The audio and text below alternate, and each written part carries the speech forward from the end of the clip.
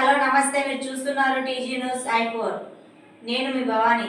Communist యోధులు ఏచూరి గారికి విప్లవ జోహార్లు. ప్రైవేటీకరణ ఎడ్యుకేషన్ పాలసీగా ఉన్న సెమినార్లో అంటే విధంగా చెప్పాలంటే ఎస్సీ యూనివర్సిటీ హాల్లో అప్పుడు జరుగుతున్నటువంటి మొట్టమొదటి సెమినార్ దాదాపు మన అవర్స్ అప్పుడు ఆయన ముప్పై ఆల్ ఇండియా సెక్రటరీగా ఉన్నారు.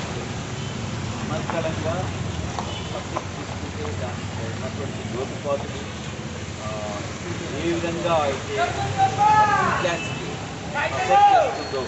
ఎఫెక్ట్ అవుతుందో అనేది కూలంకషంగా ఒక లెసన్ లాగా ఇచ్చేసేటటువంటి సమగ్రమైనటువంటి పట్టున్నటువంటి ఆయన దాని తర్వాత ఆయన ఒక విధంగా చెప్పాలంటే నా లైఫ్ పార్టీ లైఫ్ అని అంటే నాకు పార్టీ లైఫ్ అనేది క్లియర్ కట్గా ఆయన వ్యక్తిగత విషయాల్లో కూడా ఏమాత్రము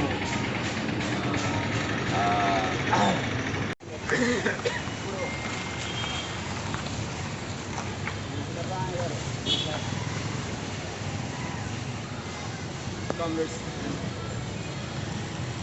సిపిఎం పార్టీ అఖిల భారత కార్యదర్శి మన తెలుగువాడు దేశంలోనే మార్క్సిజం విధానంలో అట్లాగే ప్రపంచంలో మార్క్సిజం లెనినిజం అనే సిద్ధాంతాన్ని వర్తమాన రాజకీయాలకు అన్వయిస్తూ ప్రపంచం అనేక దేశాల్లో అనేక ఉపన్యాసాలు, భారతదేశం అనేక ప్రజా కుటుంబాల్లో పాల్గొని పార్టీ నాయకత్వ బాధ్యత స్వీకరించినటువంటి కామ్రేడ్ ఏచూరి గారు ఆగస్టు 19 ఈనాడు ఆసుపత్రిలో జాయిన్ అయ్యారు. వ్యాధి నేను ఈరోజు ఇంకొక శ్వాస గంటల క్రితం ఏచూరి గారి జీవితం దాదాపుగా 1974లో